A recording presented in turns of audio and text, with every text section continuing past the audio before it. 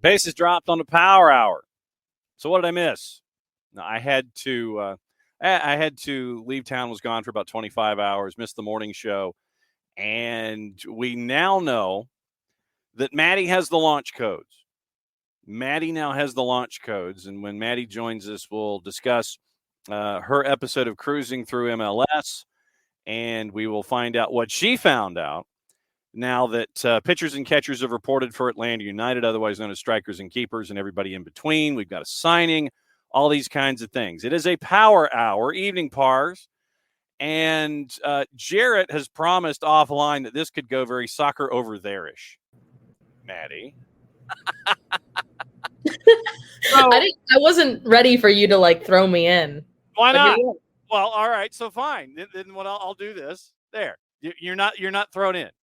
So basically what we're going to do is Maddie's got the launch codes, as you found out this afternoon. So Maddie went cruising through Atlanta United, cruising through Major League Soccer, and she got to catch up on the media opportunity at the beginning of spring training. So we'll catch up with her on that.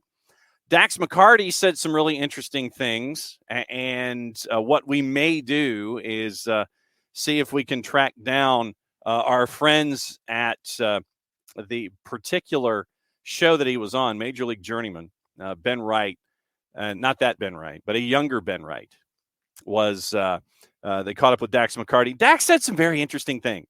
We'll go over that. We've got, obviously, all the other stuff that's gone on in Major League Soccer today. LAFC is adding teams to their portfolio, and we got dudes that have gone all over the place. And hell, we might even talk the Falcons at this point, because that's what we do here on Soccer Over There. When we do late night stuff, when we do PM stuff, that's like when the sun goes down, it can go more off the rails than normal. So we'll see where we go. Now, what I will do for opening kickoff is bring Maddie back in and ask if Maddie is ready to start. So you ready? Now I'm ready. Okay. Now I'm ready. Good. All right. All right. So you now, as I told everybody, you now have the launch codes, and you now know that when you can piece together journalistic thoughts of yours on the network, you now can do that. From pitchers and catchers reporting Atlanta United, they went to Mercedes-Benz Stadium and worked out because the weather was cold as ish, or 3-day-old-ish, or whatever you want to phrase it as. They were doing warm-ups and getting their workouts in rondos with Gonzalo Pineda under the roof at the Big Top. Your takeaways, in addition to teasing folks to listen to what you came together, some of your overarching thoughts. I'm excited for this season, and I think that's been the echoing of a lot of what the other players have been saying. Getting to listen to all the press conferences, because I listened to every single one of them today, which, it was a lot of words. A lot of words for me. I threw on my blue light glasses, and I was in it. But I think the overarching message, something that Giacomakis said too, that I love, is he talked a lot about the team's mentality going into this season, and he talked a lot about how it was so different. When he came in at the beginning of the season, no one really had that winning mentality. And then the summer, they kind of got it back, which is great. And now he's seeing more of it and seeing all that. And then another thing that he emphasized, which I think this was a quote that was on Twitter going around too, but I also included it in the podcast. He talks about how 30% of your work is what you do in the preseason. And that's very true. And he mentioned something that I didn't even remember too, is that him and a couple of the other new players from last season never got to be a part of that preseason. Mm-hmm. They were thrown into it immediately.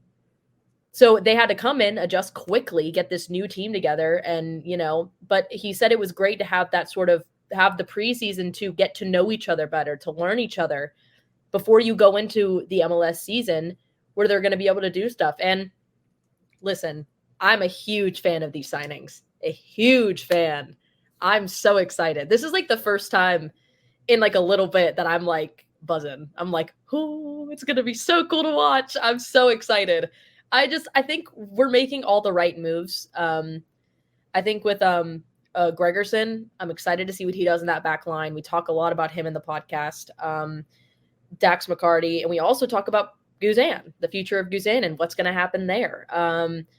Which credit to Dukes and Bell for letting us use that little clip, which I really appreciated. Thank you guys for that. But it was interesting to hear him talk about that, talk about his injury, talk about, recovering from that and how he feels now. And I think that goes the same thing for Giakoumakis. Stian Gregerson is now a part of the fold, and he still has, I believe he still has visas that have to be all orchestrated and everything. So training off to the side. He is a part of the Reindeer Games, but he's not fully part of the Reindeer Games as of yet. And once again, thanks to Atlanta United, thanks to 92.9 The Game, Dukes and Bell, and you can catch the interview in its entirety on the Odyssey app or on the Off the Woodworks podcast with Jason and what he does with Atlanta Soccer Tonight, one of the busiest men in show business. So we also, at 2:00 this afternoon, we got the tease a little before 2:00, and at 2:00 it hit. Polish Power is now a part of what's going on with Atlanta United. Bartosz Sliž is now officially official. $3.5 million from Legia Warsaw. Parzival is in on the night shift, and he says, where does he fit in the midfield? Does he start? Highlight makes him look like he drifts wide.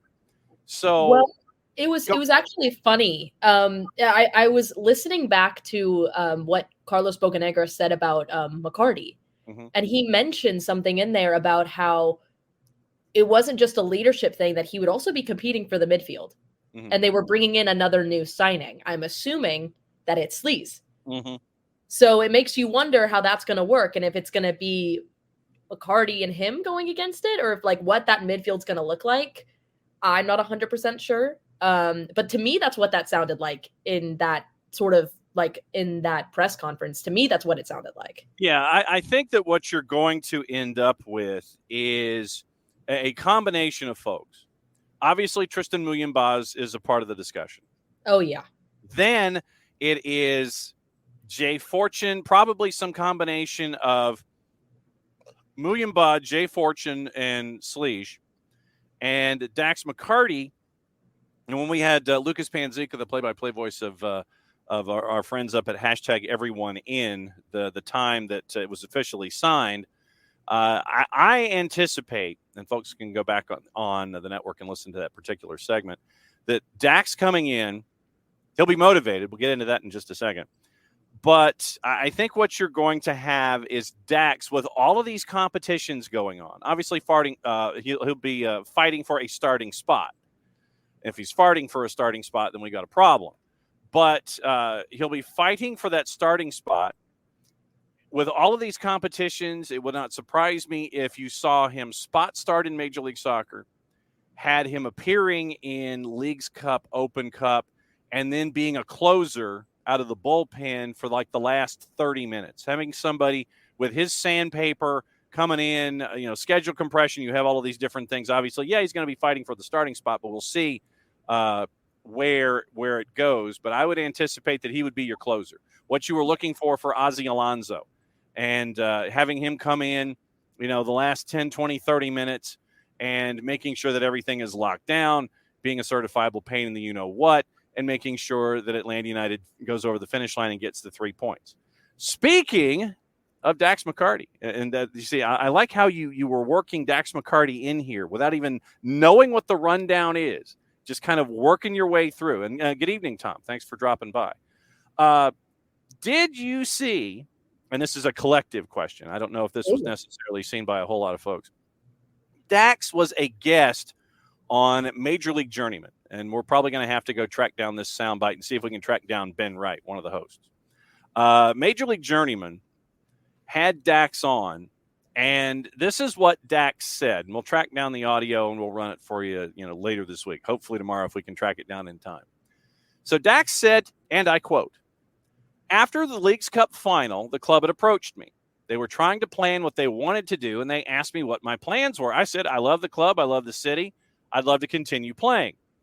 The team made me an offer, and it wasn't disrespectful. It was another pay cut, but it was one where I could look at it and say, all right, there's probably a deal here. We could probably come to a reasonable agreement here.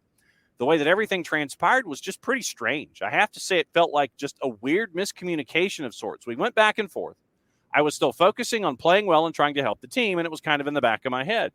I felt like I played my worst game of the season at the end of the year in the playoffs against Orlando, and then, you wait till the end of the season, and all of a sudden it's like, hey, man, we're moving on. And I said, well, what about the negotiation we were in? I thought we were in a negotiation, and apparently we weren't.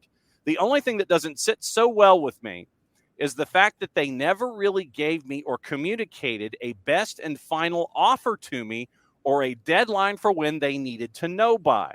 For Nashville fans, from their perspective, just know that in the middle of last year, my first choice was always to come back." So that came out from Ben Wright, Dax McCarty, and Major League Journeyman. I'm anticipating, and we'll get the schedule coming up here in just a second. I'm anticipating, Maddie, that Dax McCarty might be a motivated individual, specifically against a particular club. When Atlanta United and Nashville were to, pair up in the schedule at points. Absolutely. It reminds me a lot of the Justin Meram with Orlando City.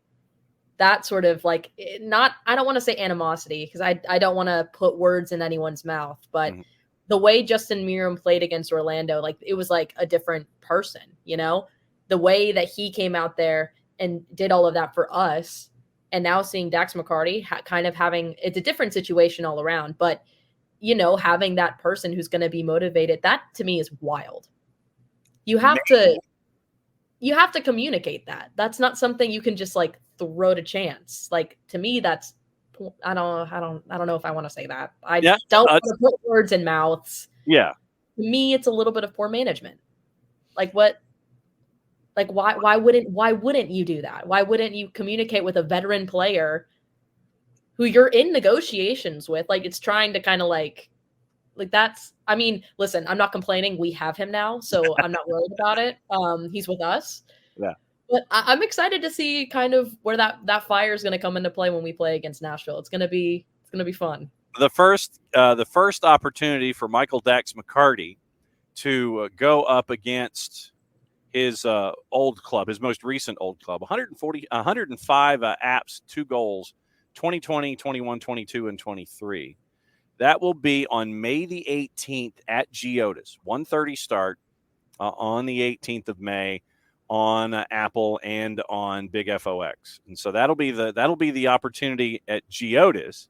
And then September 14th at Mercedes-Benz on Apple TV and MLS Season Pass as the home schedule turns into September 14th, coming out of the international window. It is Atlanta hosting Nashville at Mercedes-Benz. So the 2 dates on your calendar, should you wish to circle them, May the 18th on the road, for those of you who are road tripping. And for those of you who will be home tripping, it is September the 14th. So those 2 dates, Michael Dax McCarty might be the motivated sort in those particular matches. Tom and Parzival going back and forth. And it is, in Tom's mind, it is Thiago, Tristan Muyumba, and Bartosz Slisz. Those are your 3. That would be the midfield. And that's kind of what you're anticipating. Like I said, you got Jay Fortune who will be competing for minutes, Dax McCarty competing for minutes, and you're going to have, like I said, you're going to have schedule compression. You're going to have multiple competitions. So you need to have the roster size and the roster depth being what it is to make sure that it's going to work out for you there. And then Pars, especially with now forgive me if I'm wrong, but Amato is going to be gone for the Olympics. Yeah, and so that's we'll have to fill that in a little bit too, depending on how far they make it and how that's going to work. Yeah, so you've got all of these. You've got international windows. You have the Olympics. You have that competition. You have all of these different things, and so you need to have the depth of field there. And I'd left the Olympics out of the discussion when it came to just general unavailabilities for folks in Major League Soccer. Oh yeah, You're absolutely. looking at Pars and Tom are going at it, trying to figure out what it looks like up top. It's obviously you're probably going to start with DJ Crazy Times on the right hand side. Sabalob Janidza, Gigi up top, and then on the left-hand side, Shande Silva, Tyler Wolf. You'll have your options there once again. So that's kind of. We can't forget. Listen, Nick Firmino is going to be. Listen, Nick, you can pretty much plug in anywhere, and when if Jarrett joins, he was such a cool player. Like I've watching him a little bit throughout the AU2 season, getting to watch that, and then being at that game where they played Inter Miami in the last season. I mean, he's a phenomenal player. And I am so excited to see him get mixed in with the first team. Oh, I would love to see. I don't know if he will get the start up there, but I would love to see him get minutes and to see what he does with this team, because I think he's going to be phenomenal, and I'm so excited. Yeah, and I think that's what you're staring at here once again with all of this depth. You've got Luke Brennan on a homegrown deal. You've got Nick Firmino on a first-team deal, and you're going to need Nick. You're going to need Luke. You're going to need Tyler Wolf. You're going to need Shande Silva. Jamal Chiade having a full training camp, working his way through and figuring out how he integrates in the center. So, evening, Knicks. Good to see you. And so, basically, what happened, Knicks and Pars and Tom? Obviously, I was out of town this morning. And it was 13 degrees in Meridian, Mississippi. And so I had to do some stuff there and sprinted back. Of course, when you have a wreck, and I'm imagining this was ice, this was black ice based, we leave story time with John. I feel like we need, some kind of music underneath me. Let's see if we get some kind of appropriate music here for story time with John. Let me see if we get, let's go through what we have. No. It's like a medieval type of No. Maybe. No, that's like late night SDH. That's not quite this time frame. Maybe. It's not bad. Okay, hang on. That's two. All right, so we'll go here. All right, so story time with John. We left, the boss and I, we left at about, we tried to leave around time we're supposed to check out of the hotels, like 2 o'clock Eastern time. And, we're thinking we're going to make good time, because traditionally from Meridian, Mississippi, back here to Office HD, it's about 5 hours. You add in a stop for food and gasoline. You make a petrol break and a bathroom break, and so you're probably looking 5.5 hours, depending on how NASCAR-ish your pit stop is and refueling the car. We leave a little before 2 Eastern. We don't get to the Mississippi-Alabama line, which is probably a good 17 or 18 miles, before everything stopped. Two lanes of interstate, both directions. So the folks heading west, they were looking at us and they're laughing. They're going, ha, ha, ha. Eastbound, we came to a dead blanket stop. And it was a good half-hour delay, because when we got to the front, we got to see what was going on. And an 18-wheeler was in the left-hand lane. So, 2 lanes of traffic. We're assuming that the 18-wheeler was in the left-hand lane. And he was probably boogieing. He was boogieing east toward Birmingham and Tuscaloosa, and he was trying to take his freight and make his weight and make sure that everything was fine. We get to the front, and we see what happened. There was about 100 yards worth of the metal fencing, instead of the inside retaining wall. It was like the metal chain link fencing that had been taken out. We are guessing that the 18-wheeler hit some black ice, went into the metal retaining wall, chewed it up, spit it out, and he is sliding probably in the dirt, trying to come back onto the interstate, chewing up the fence line, and he about 100 yards, he finally makes a stop, and that shut down that left lane of traffic. And they had to bring in the big wrecker. I mean, the big industrial strength wrecker that is the size of the 18-wheeler. Oh, yeah. They had to bring in 2 of those to right the 18-wheeler, get it moving in the right direction. And we finally got there and we're like, man, no wonder we were late. And so, yeah, so we would have been on the air probably 7:30 or 7:45. And it was pretty bad. All right. So introductions in the Twitch pitch, by the way. Yeah. So yeah, Nick, so Semi did a rail slide. Yeah, and it was on metal. It was on chain link fencing. It wasn't even on the guardrail. It was on the metal chain link fencing that was there as a substitute that they have in eastern Mississippi. And so he's chewing up the fence, and he goes for about 100 yards before he finally came to a stop. It was pretty bad. Introduction. Bam is watching tonight on the SDH PM Power Hour. Beautiful 12:30 on a Thursday afternoon. Because Bam is our resident Australia viewer. Whoa. Bam, this is Maddie. Maddie, this is Bam. Hello. Bam is in charge. Cool. Bam is in charge of the Australian-based LAFC fan podcast. And so wait, that's so cool. Bam, Bam is exactly from the future. He is, Nick. You are absolutely correct. So Bam knows what's happening a good 16 hours ahead of us. So he told us all the results in the Women's World Cup along with Bart when he was down there in Australia, New Zealand. Bam lets us know about what's going on in the AFL in footy down under. They're about a good 6 weeks away from the beginning of the season. But Bam, when he's awake and can't go to sleep late at night, he watches the morning show. Oh, that's awesome. That's so cool.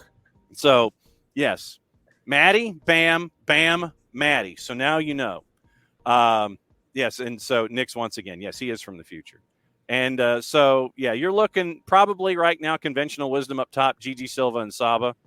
And, DJ Crazy Times has ditched the blonde tips, and he looks like he's about to cut. He looks like he came out of Sprockets now.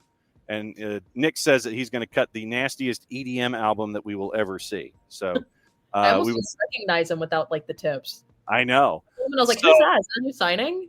That's Saba. That is Saba time. It's DJ Crazy Times going with the dark look this year in year 2. I hope he doesn't turn all Morrissey on us or anything, but yes, Saba went dark this year with the look. So that's your introductions with Maddie and Bam and everybody. So yeah, now that training camp has started, Dax McCarty is going to be in the mix in the midfield. And traditionally, Dax, I think, is one of those guys that you sit there and you go, he's on another team. You go, God, I hate him. But then when he's on your team, you're like, oh, cool. We got Dax McCarty. Yeah. You throw him into a pile. And then so see what happens. So that's the short version of what's going on with Atlanta United is they are at the big top and they are getting in all of their work right now with the early parts of training camp going on. And I don't know if they're going to go outside anytime soon at the Children's Healthcare of Atlanta training ground. Frankly, if it's me, I'm hanging out at Mercedes-Benz under the big top and just doing it right there on the turf. Yeah, are you kidding? I'm not going outside in this weather. No doubt. No way. Speaking of LAFC, LAFC, by the way, has taken over storied Swiss club Grasshopper by buying a majority stake from its Chinese owner, Jenny Wang. Deal was announced at a news conference in Zurich as the 27-time Swiss champ became the latest American-backed club in European soccer. Involves a club that was founded in 1886, being bought by one created in 2014. Larry Friedman said some nice things in the prepared copy by our friends at the Associated Press. Stacey Johns is going to join the board, becoming interim president. Declined to reveal the price paid for the Swiss club, which has fallen far from its former glory, according to the AP. Last Swiss title was in 2003. The team was playing in the second tier 3 years ago. LAFC adds Grasshopper to European investments that include Austrian club Wacker Innsbruck. it says it's Wacker Innsbruck, but I imagine it's Wacker because it's Austrian. Also, business projects with Bayern Munich, owning a club in Uruguay and a youth academy in Gambia. So the deal ends Grasshopper's ties to Wolves, which is owned by Wong's billionaire husband Guo Zhangchang. So okay, so they were trying to cash out. So bam, that's your new story. Bam asking, will Atlanta United be going after Jamie McLaren, seeing he's turned down a new contract from Melbourne City? Don't quite think Jamie McLaren is not somebody that I have heard in the rumor mill. So Jarrett might be better served about the rumor mill about those kinds of things to see what's going on there. But no, it's we're halfway through the window, and it looks like we will see what's going on. David, Bam was also the tour guide for the Friends of SDH at the Women's World Cup. That is absolutely true. Clearly a super good dude, nice friend of the show to have. Absolutely. Bam caught up with some of our folks that traveled south for the Women's World Cup, and he was a tour guide, and he was Fodor. He was Rick Steves. He was the tour guide. He was telling folks where to go. So Bam is a Class A dude. That is. Well, hey, when it's up here in 2026, we'll have to give you a tour. Oh yeah, we'll give you a tour of Atlanta up here. Yep. So Bam is definitely a part of things. Let's see what else has happened. What else has happened that you were looking at today in the world of soccer? I didn't do that. That was not me. That was me. That was me. I got a text. Whoa, I'm getting spammed right now. I'm so sorry. You're getting spammed. All right. So then, quickly before you get a new spam, what else happened in the world of football today that you were paying attention to? Ooh, anything else? I was really diving into the Atlanta United stuff today. It was like my real first time actually getting to like do a dive into it. Because, like, I've been kind of, like, obviously it's been off season and then preseason has been starting up. But, like, you know, I've been able to get into the occasional, you know, like, oh, that happened. I got that signing. That's cool. It was my first time really taking a deep dive into it. So I really, like, put everything into it. I was like secluded in this room for like 3 hours. My mom had to text me and was like, are you alive? And I was like, I'm working, Mom. I'm working. Everything's cool. It's all good. Well, we got the FA Cup. The FA Cup happened. Nottingham Forest beat Blackpool. True. 3-2. Yeah, Chris Wood found the back of the net again at a key time for Forest, who is trying to avoid getting the hammer dropped on them for FFP. And we will definitely keep an eye on that. The big upset, I think, was yesterday with Bristol City knocking off West Ham. And so Hammer's angst continues in and around David Moyes. Bristol City got a goal early, and then just a silly Said Ben Rama red card. That was a part of it. Nix is catching up on things as well, and Nix reminds us once again, Jose out. Jose Mourinho out. And we talked about that when that went down yesterday morning. 9th right now in the Serie A table. Next time Nick is on, we will discuss that. But the question is, once again, with Jose Mourinho, and we talked about this, you know, Nick's when the word came out, and it came out like overnight. So it was one of those where you're like, okay, instead of happening like during the show, like it should, like it never does. It happened like 4:00 in the morning local time. But is 3 years the limit traditionally for Jose Mourinho? And that is where we are right now. It's like it seems, and I'm going to go back over these gigs. It seems like third year is when the problems happen, and there's a disagreement one way or the other. Jose, you're butting heads with the front office. All right. União de Leiria 0102. Success there. Okay, not real. He goes from Benfica to União de Leiria. Then he goes to Porto, 3 years. Then he goes to Chelsea, 04 to 07. He was into his 4th season. Inter Milan, 08, 9, 10, 3 years. Real Madrid, 10, 11, 12, and 13, portions of 3+. Chelsea, 13, 14, 15, 3 years. Manchester United, 16, 17, 18, 3 years. Spurs, 19, 20, 21, 3 years. Roma, 21, 22, 23, and barely getting into 24. So 3+ years. It seems like, once again, Jose Mourinho, you get into the third year of a deal, and you're kind of like, yeah, might be it. 2 to 3 years each and every time. So you know that somebody's going to want to throw money at him. The league that we neither condone nor endorse nor mention publicly throws a lot of money at players around the world. You know that they're probably going to want to throw money at it. And so it will be interesting to see what happens next with Jose. But yeah, Nick says that definitely has a shelf life, 2 or 3 years each and every time out. As someone from I've got Newcastle news, and I don't know if did you read what was going on with Newcastle, by the way? Oh no, I don't know if I caught it. I'm nervous. You said it, and now I'm nervous. You should be nervous. No. Yeah, you should be. Yeah. Let me see if I can. Okay, so here we go. It's a story from Adam Crafton at The Athletic. And you know that when Adam Crafton has his name to a byline, you know that there's some serious ish going on. So here's the Adam Crafton story from our friends over at The Athletic. Yasser Al-Rumayyan, chairman of Newcastle and LIV Golf, faces being sued for allegedly, quote, having carried out the instructions, end quote, of the Saudi Arabian Crown Prince Mohammed bin Salman with the malicious intent of harming, silencing, and ultimately destroying the family of the country's former intelligence chief, Dr. Saad al-Jabri. The claims are made in legal papers dispatched to Al-Rumayyan at multiple high-profile locations, including St. James Park, during the second week of January.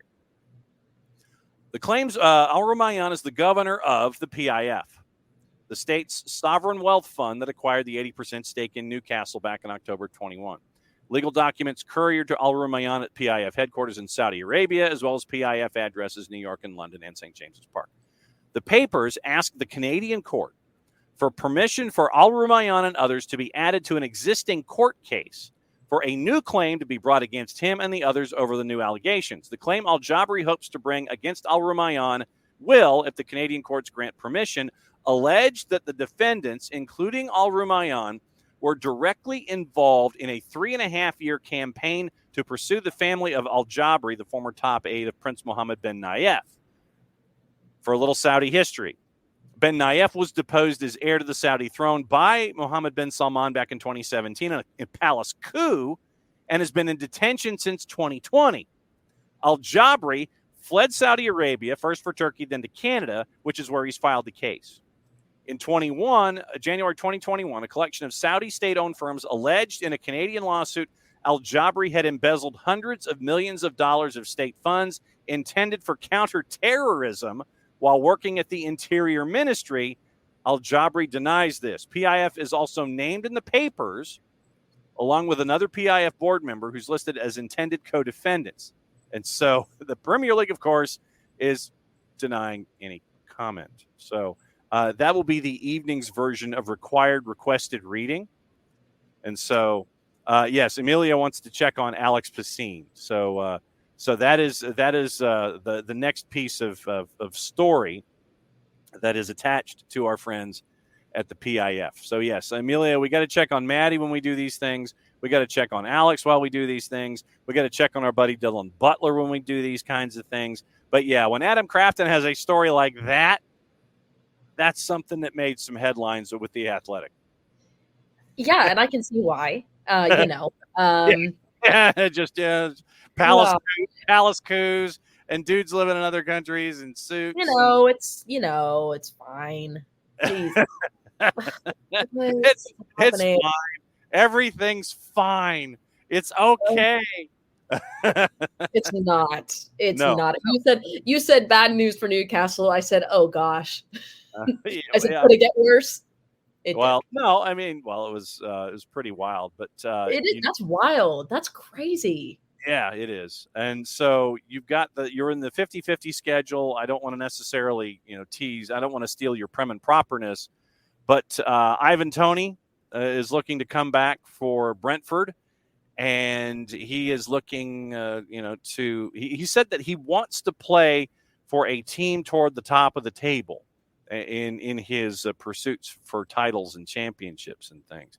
He says you can never predict the right time for a move. He wants to compete for a top club competing for trophies.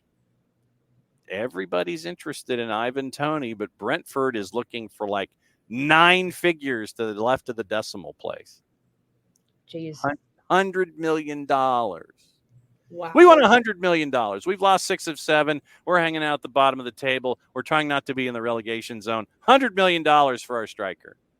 Well, it was just like you mentioned that. And then he mentioned, playing for teams, looking for that thing. And I'm not trying to be mean to Brentford, if anyone's a Brentford fan here, but like I was like, there had to be a reason why he was choosing Brentford. And well, Peterborough United, he was brought up in Peterborough, and Peterborough is the joke is with Peterborough United, because Peterborough has a sell-on percentage. They've got a percent of the deal. I think they have a 10% sell-on with Ivan Toney. So if Ivan Toney goes for $100 million, Peterborough United, they make out like bandits. $10 million on Ivan Toney to Peterborough United. Posh will be happy about that one. And that's their nickname, Posh.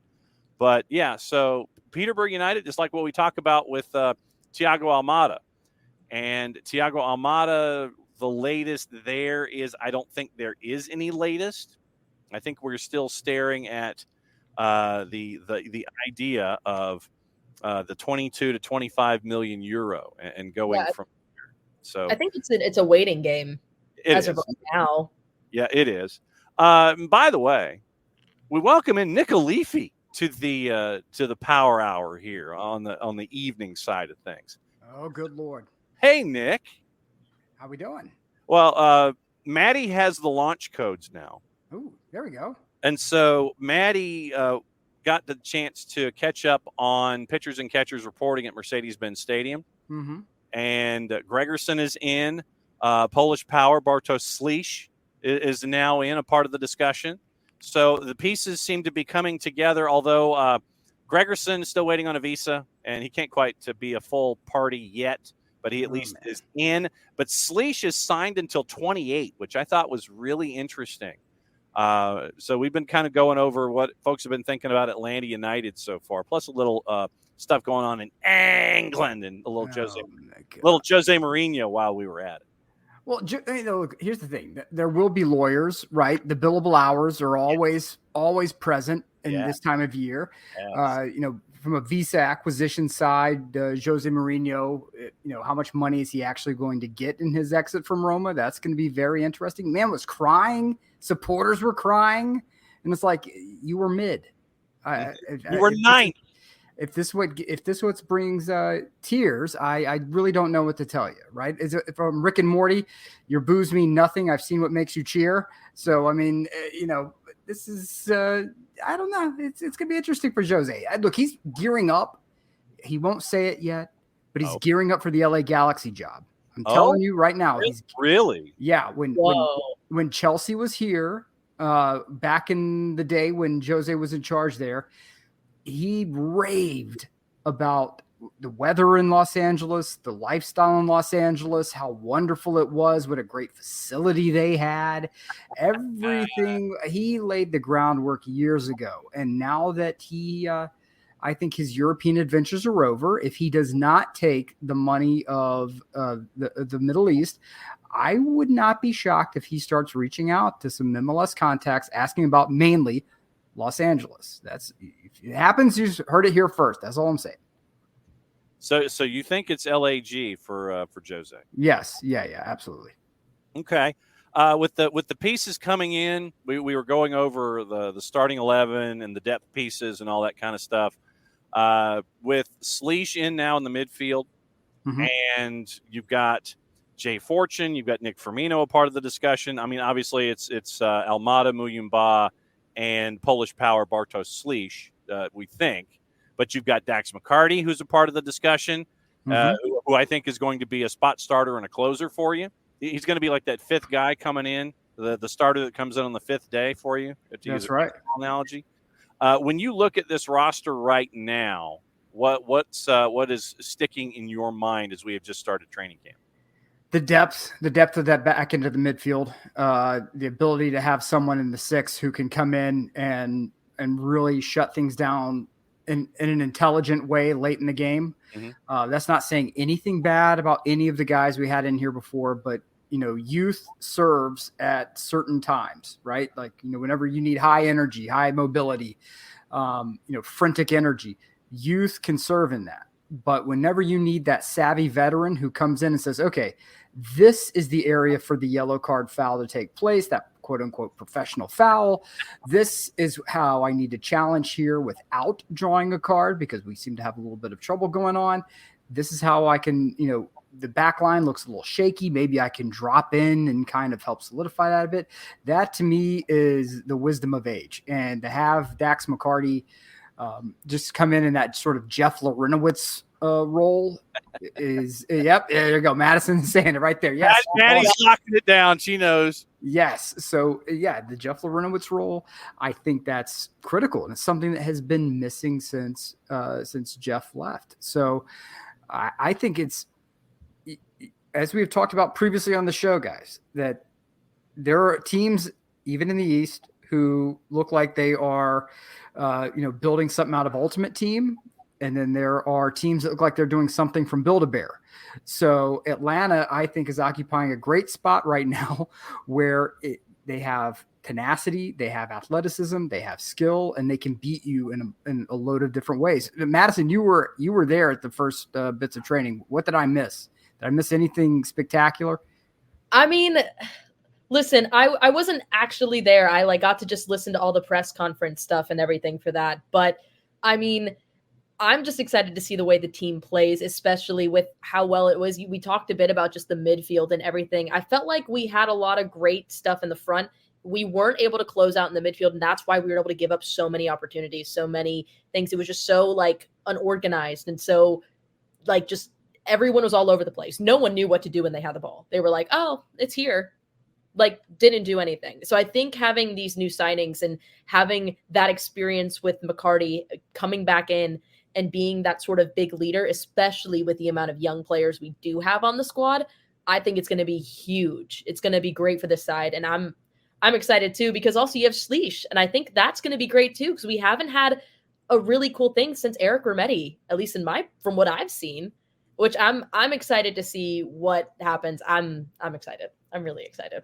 Jarrett has joined us to make it a complete and total fatal four-way here on the SDHPM Power Hour, where the bat signal went out and folks actually answered. Jarrett, we've been discussing the first go-round of pitchers and catchers reporting, depth in the midfield. We mentioned the Dax McCarty appearance on the Major League Journeyman podcast, where he discussed what the alleged negotiations that turned into non-negotiations were in Nashville, and how Mr. McCarty might be a motivated individual more than two times, but two times specifically this year. Yeah, he might be.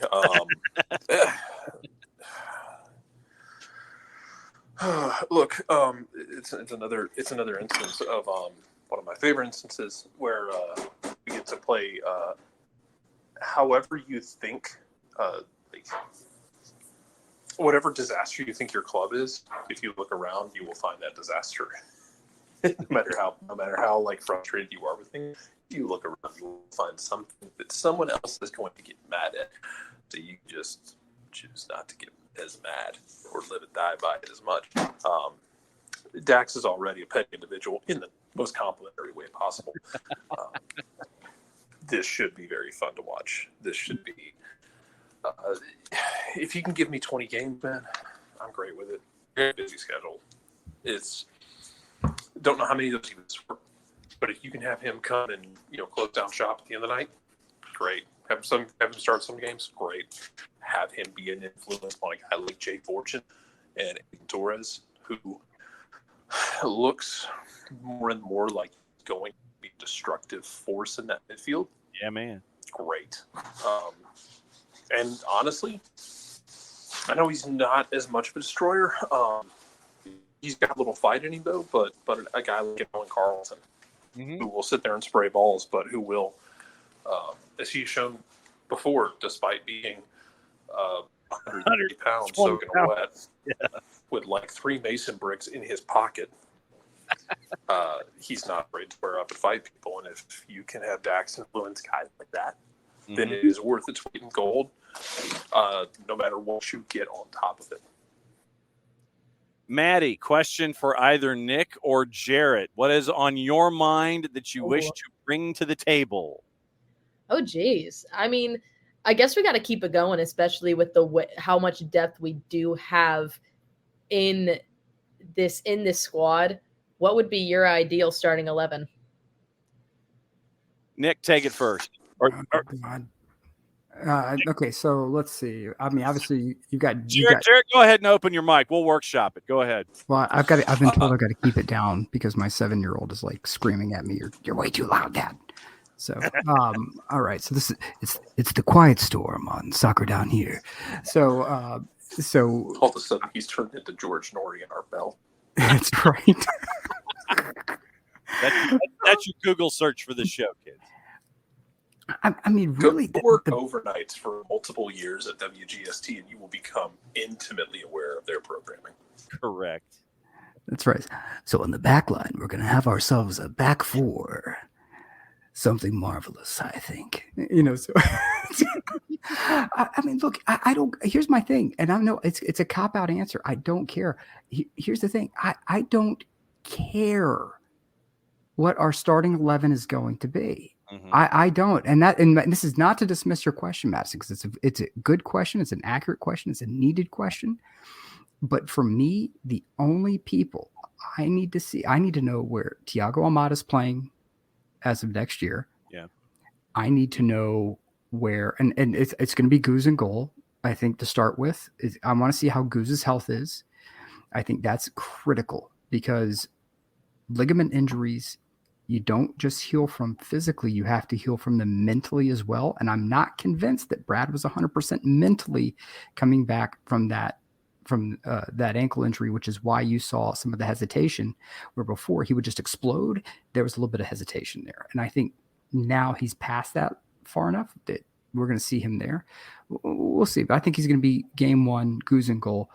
I want to see, again, Almada. And then I want to see what that back, like if you have Miyamba or you have, Schließ in there, I want to see that pairing. I really want to see that pairing of those guys and see how they complement each other. Miyamba with his ability to break the lines with a single pass, his ability to link that play. But then when you have Schließ in there, and people don't understand this about the Polish league, unless you have been completely nerding out and trying to catch Polish league highlights when you can. That is an extraordinarily fast and physical league when they want to be, and they know how they are kings of petty. I really want to see how Miyamba and Schließ partner together in the back. You give me outside of that, you have DJ Crazy Times up on the right. You have Silva up on the left. I want to see more from Silva. It just felt like he was unlocking something there toward the end of the year. I want to see how that, the maturation of that. But those are my key things. However you build the team else around them, you're going to have a healthy Gigi at the top. I mean, people gave him grief for the injuries before. The guy had been playing nonstop for like almost 2 years. So, I mean, that's what I said too, even in the podcast. I was sitting there and it took me a second to think about it. But I mean, this was his first break since I don't know the year, but it's been like, what, 2-3 years? 1972. Yes, 1972 was Giacomakis' last. He's been going. It was his first break since summer of 2022. Because fall of 22, spring of 23, played through the summer of 23 here. This is his first break since the summer of 22. Yeah, and you have him being healthy, and like he even talked about that in some of the press conferences. He talked a lot about how this preseason and this offseason helped him a lot to know his body better and to get back to where he needs to be, both mentally and physically. Because he even said, like, mentally, the injuries really took a toll and everything. But I'll save that if you want to watch the little recap, if you want to listen to that little thing. But one of my favorite things, I think, afterwards, and I kept it in because it's just so great. One of the interviewers who was there was like, "Are you 100% now?" And he was like, "How you feel now?" And he's like, "I feel great now." So I'm excited. Yakamaka seems very confident, and I'm very excited to see it. Because I want him to see the Golden Boot. I think he's gonna do it this year. I'm gonna put money on it right here, right now. He's getting the Golden Boot this year. All right. Okay. If he had been healthy, it would have been his last year. If he took penalties, it might have been his last year. Yeah. He's just not a very he has not been a super common penalty taker since I don't know how many he took at VVV Venlo. He didn't take a lot at Celtic because Celtic's primary penalty taker while he was there was Josip Janovic, the Czech right back, which is weird. They had a right back who was just an absolute sniper from the spot. But to your point, Maddie, it's the thing that I made this point the other day on the Dead Bird app that if you play for one of the old firm teams, you're going to play an unreasonable number of games because you're going to play your 30 plus, almost 40 games in the Scottish Premier League. That is an incredibly physical and cold and brutal league to play in.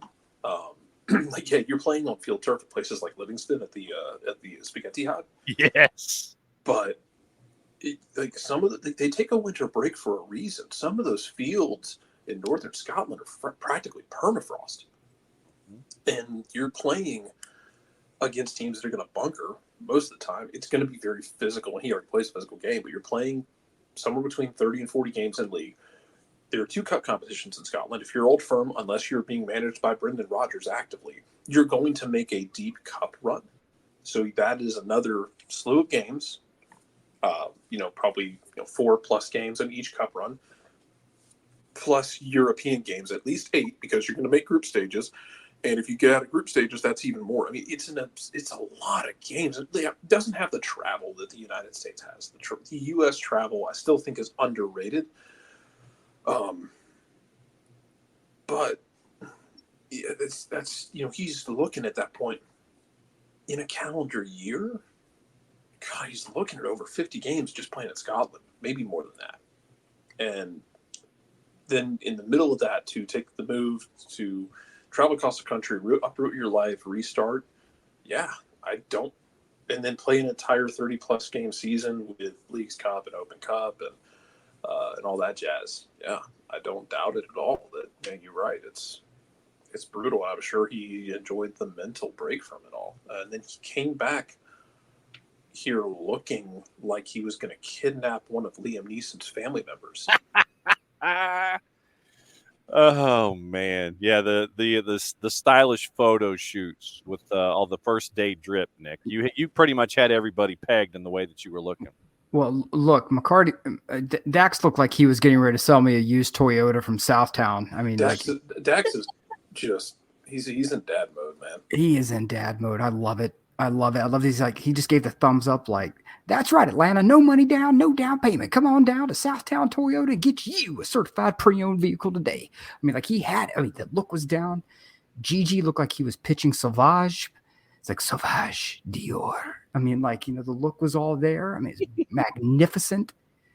I mean, DJ Crazy Times getting ready to drop the hottest EDM album of all time. Oh yeah. I mean, it's the dark stage, the Morrissey stage. And we're getting like a little deep cut here, Nick. But I mean, he is Eastern European, and that just it was perfect pitch. Oh, absolutely, it was. I mean, it was. He had the fashion was on point. That's all. I love that they did this. I love that the digital team put the nice, dark background right there. But Gigi won it. Gigi won it hands down. He needs to walk in the locker room now and establish his dominance and say, guys, like the full Ric Flair mode, this jacket costs more than your house. Mm-hmm. You see this watch right here? I've got a $15,000 Rolex. I've got alligator shoes, Rolls Royce, the biggest house, the biggest hill, the biggest side of town. Mm-hmm. And he has to do this. And Dax has to just sit there like, with his sweatpants on, right? He's got pictures of his kids up in the locker. He's like, guys, I'm just going to Papa John's tonight. Please, can we not do this right now? The kid is like missed homework yet again. I mean, I got to put together a popsicle puzzle by like 9:30. I got a shoebox meeting. Shoebox diorama at a PTA meeting for Dax. and your kid didn't, because I was this kid. Your kid didn't tell you until the night before it's due. Not the night before. Yeah, I was that kid. Guaranteed. Yes. There was one year as a kid I didn't get to watch some of the NFL playoffs because I did that, and my parents were so angry. They're like, no, you're not watching anything for like 6 weeks. Yes. See, I had nuclear ADHD, so that was me every week. Yep. Every week. Das's kids asking, I forgot we had a school project, needed a poster board at 10 p.m. at night, you know? That's right. That's right. He's looking at the kids like, Walmart's not open 24 hours anymore. Huh? You gonna go make one? Go pull a poster down from your wall. Just gonna pull a piece of sheetrock down. That's your board. Pull it down. We're gonna rip it down from the wall. Here's some markers. Here's some markers and some Sharpies. Make a picture. Most gentle project ever. Also, gentle reminder that DJ Crazy Times is Georgian, and if you have not looked up the history of the Republic of Georgia, go look it up and then realize that he is real high on that list of people you don't want to fight. Don't fight people from Georgia. No, don't do it. You don't want to. If they made it this far, if their bloodline made it to 2024, I promise you don't want any problems. None of that heat. You don't want any of that heat. Requested required reading has been added to the Twitch pitch. Rapid fire with a couple of topics. Okay. Nix is asking. All right, and so I will ask the question, and then I will count 3, 2, 1. After I count to 1, I want the three of you to give me your answer. Okay. The question is up on the board. Is Cohen or Goose in goal game 1? You think in 3, 2, 1, go. Goose. Cohen. Okay. Oh, you rotten scoundrel! Oh, really? All right, hit me, Jarrett. I think it's going to be I think it's an open competition. Yeah, and it's not a disrespect to Goose at all. I think they are going to push each other, and it's just a wild guess. Okay. All right. All right. It depends on how he is with the ball at his feet, how he communicates, and helps marshal that back line, because it's going to be you're going to have changes on that back line. You have a new rooted in center back next to Luis Abraham. Mm-hmm. When Jarrett, when Guzan at the end of the season, should he decide to retire? The season, he's going to powerbomb me in the locker room. He's going to go, and then he's going to go to the digital team, and he's going to cut a Cat Williams, like just full on takedown of you. Mm-hmm. And I hope you're emotionally and spiritually ready for this. And we will record it, and we will run it live in its entirety on the air. Look, you can walk from the training ground live, ready to go. From the training ground, you can walk to Jerusalem Bakery, which is a fantastic restaurant. Absolutely. Place. I will, if he wants to cut a promo on me like that, I will head over to the training ground. I will escort him over to Jerusalem Bakery and buy him lunch. There you go. Okay. I ain't even mad. Yeah. All right. We've got it on tape. So which one of you guys? Okay, so either Matt or Jarrett, one of the two. I need to know, and this is from a bald guy perspective, okay? Because there's some of us out there. How many times is Guzan shaving his head, being outdoors? Because if you have shaved your legs, ladies, you know this. The minute that cold air hits, you get a little bit of the growth happening. It's the same thing with us who shave our heads. The minute the cold air hits it, it starts filling in. I need to know from Guzan how often he's shaving his head. It's got to be twice a week at least. Because he has no razor burn. None. Okay, there's no razor burn. There's no kind of ingrown hair. Nothing. I need to know how many times he's shaving his head, and I need to know what he's shaving with. It's a huge missed opportunity if he's not partnering with like one of these like razor companies. Right. Yeah. Exactly. Oh, yeah. Because I can tell you up close from interviewing him. Yeah, man, that thing is waxed like Krillin's head in Dragon Ball Z. I always make the joke whenever he's in goal and I'm like watching it, like the glare of the lights. I'm like, he just shines it in a way, and like they're blinded. Yeah. I always make the joke because I'm like, it could happen. Absolutely. Hit the angle right. That's it. Exactly. Hit the angle right, blind them, and then Sleesh cleans them out. Exactly. Tilt your head down. You're in business. Nick's bringing in Messi and friends into the discussion. Oh God. Atlanta is traveling a total of 1,060 miles during their preseason. Birmingham, Athens, Tampa. Miami is traveling over 23,000 miles to El Salvador, Dallas, Saudi Arabia, and Hong Kong. That is true. So, but we talk about Messi and friends, and it is for the expansion of the brand, and it is going to be very, very intriguing to see. I still think that they're going to play. I think it's going to be Super Friends starting 11, starting the season. I think they're going to get off to this fantastic start. Everybody's going to sit there and be like Kevin in Home Alone when he realizes he's home alone, and you see the gif of him running up and down the stairs, and everybody's going to sit there with their hands waving in the air like they do care. And it's going to be a hot start. They're going to be the Invincibles of Major League Soccer, and then they're going to hang on. Because schedule compression, multiple competitions, all these kinds of things. Hot start and hang on. I think that's what happens. I agree. It's hard. I even said this too when Messi first came to Inter Miami last season. I mean, they had a great run towards the very end. Everyone was talking like they're going to make the playoffs, and I'm like, no, they're not. They're not going to make the playoffs. That's A, impossible, and B, Messi's one player. Last I checked, soccer is a game where you have 11 players on that pitch and you have to work together. It's not just a one person can, change everything around. You have to have a good foundation in front of you. And yes, they're getting in some really good players, but I mean, I think they're going to get, I'm going to go kind of, I think it's going to be like a up and down type of season for them. I think they're going to have highs. They're going to have really high highs and really low lows. And we're going to really see the team fluctuate. But I don't know. I've always said that from the beginning, and I hate whenever I hear things and they're like, Messi's going to save Inter Miami. I'm like, Messi's one person. He needs a team to back him up. And I thought you knew, Maddie, that Messi and friends have already saved Inter Miami. I thought you knew this. I'm sorry. I guess I wasn't there for that. I'm sorry. I don't know. That's my opinion. I still think Messi is a phenomenal player. I mean, I think he is the GOAT. He's greatest of all time. But I just don't think that you can put that on Messi without having that other team. You have to have that depth around you. Yeah, well, Jarrett, we know right now that it's going to be like take the over. Take the over with Messi and friends. It is, and it's going to be interesting to see how they defend games. I mean, how they defend from front wait, foot. Wait a second. You just introduced the word into that sentence that I don't know exists with Messi and friends. The word defend. Oh, sorry. I don't know. I don't know if that's in their vernacular this year. Better be, because we talked about this last year, Nick.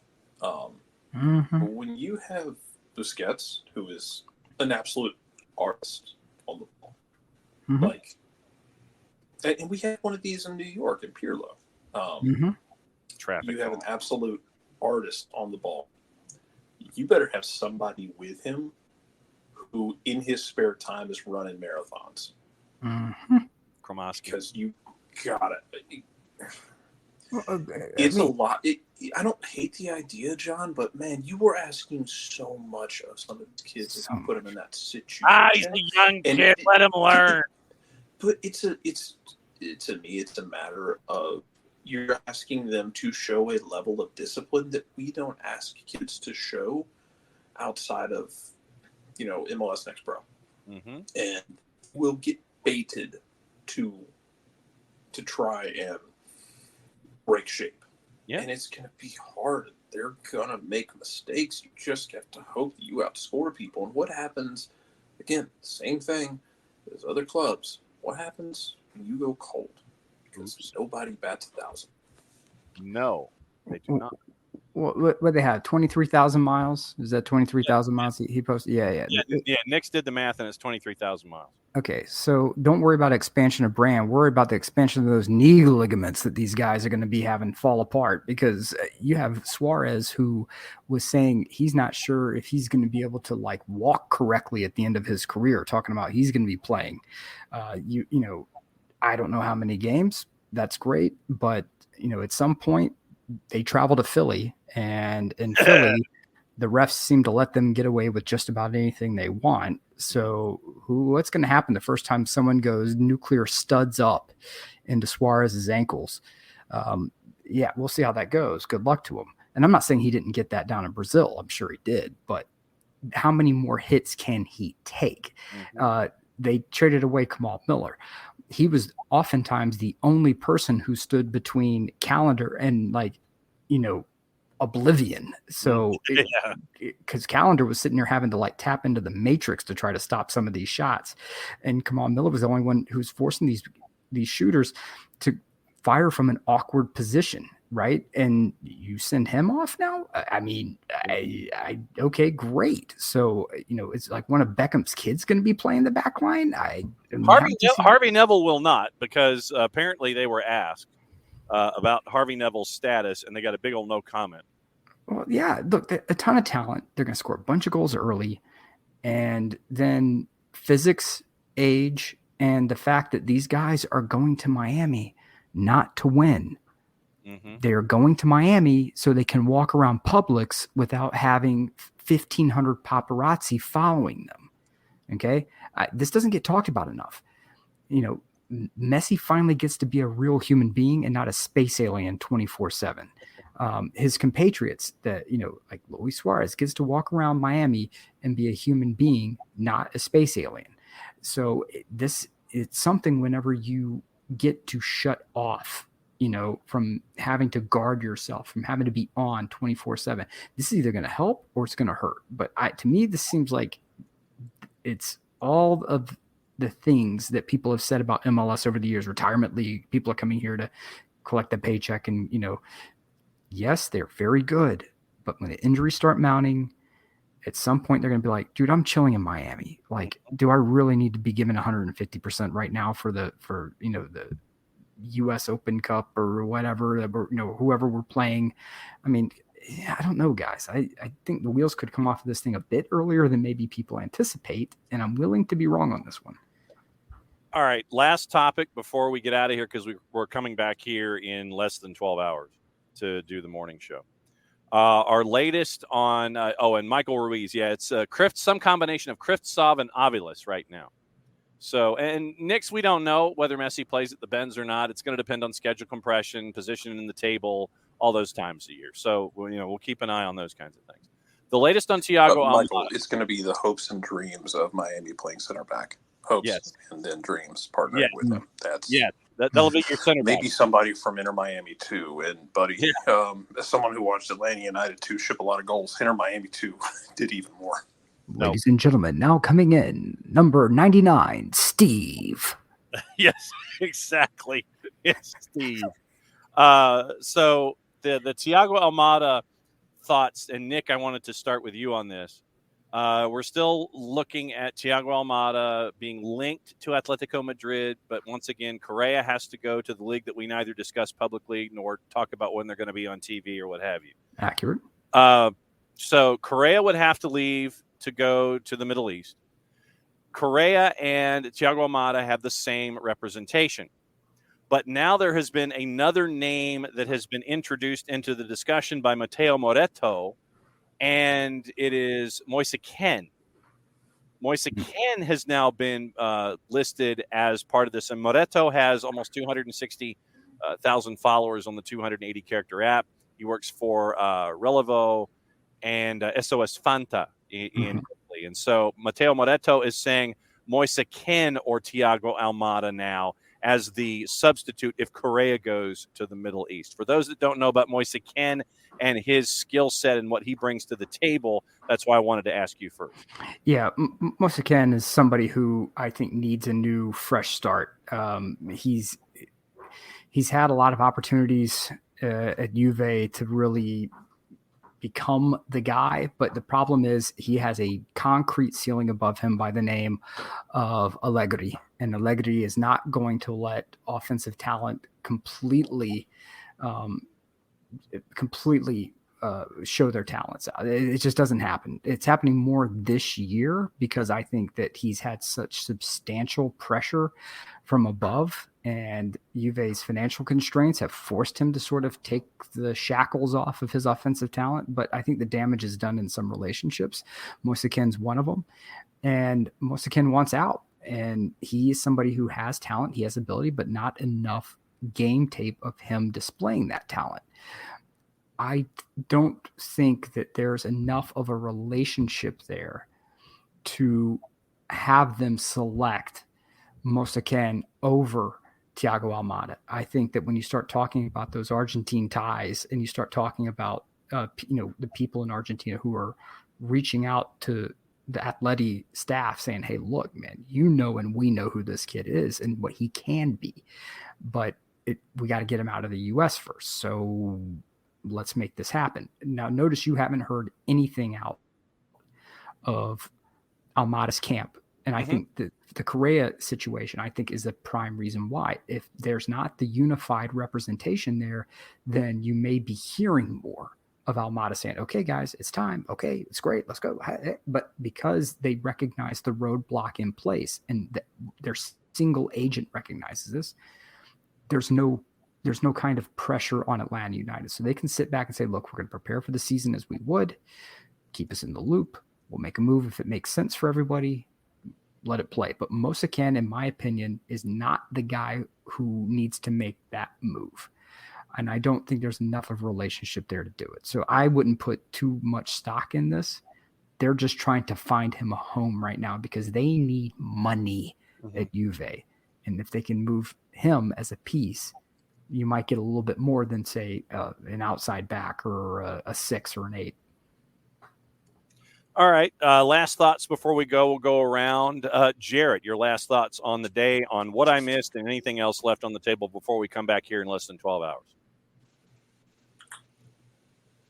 Could be about anything, anything, anywhere. Minnesota United is still a mess. Sorry, that hasn't changed, man. No, it has not. Their GM still isn't here. He was supposed to be here this week. He's not. For those of you who missed the last time we updated this, they fired Inchi last year. They put an interim coach in place. Interim coach finished the season, into the playoffs, whatever, you reset. It happens. The interim coach has left to go pursue other opportunities. Now their second interim coach is currently in place, who was their second team coach last year.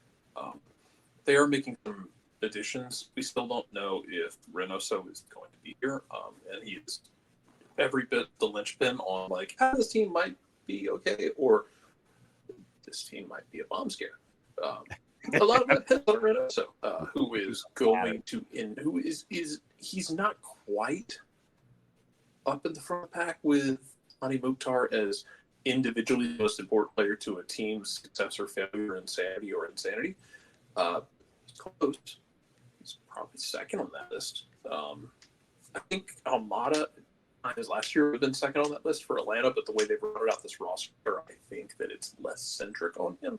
He just takes it from really, really confident and really fun to, oh God, the doors aren't closing fast enough. And unless Reynoso's going to be there from the start, unless they figure out everything, Reynoso, yeah. I know we used it last year, and I didn't want to recycle it, but I guess if we're going to recycle it, I'll be at the party. I will happily be a slave to treasure. It's vintage, Jarrett. It's vintage. Use it. Yeah, it's. I don't know. I am at a loss for words of Minnesota. I'm not mad. I'm just disappointed.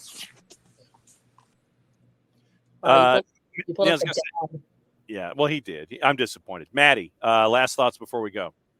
Goodness. What is it? Nick brought up the reffing with Philadelphia. I mean, I'm excited for what's to come when we get to do some reffing down here with MLS. That's going to be interesting. Oh, yeah. Gosh, imagine us four on that 4-way call. I mean, it's going to be hectic. Yeah, I mean, a lot of fun today. It was fun getting to do all that Atlanta United stuff, getting to really sink my teeth into all that. I'm excited for more of it as well. It's going to be a lot of fun. But yeah, so let's go. All right, Nick, last thoughts before we go. Until next time, everybody, this has been The Quiet Storm presented by Soccer Down Here and our dear friends. Many numerous sponsors, which you can tune into at any time.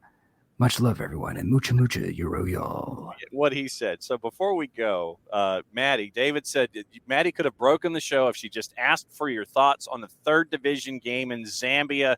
The soccer over there meltdown could be complete. It's not here to throw things, though. Yeah, and then we get to try and find out about the latest about our friend Morrow and Wanda Icardi and all those kinds of things. And so David, this was Maddie's first chance. It was her first opportunity to do something truly after the sun sets. And so we wanted to try to bring her in with the stuff that she had done earlier in the day.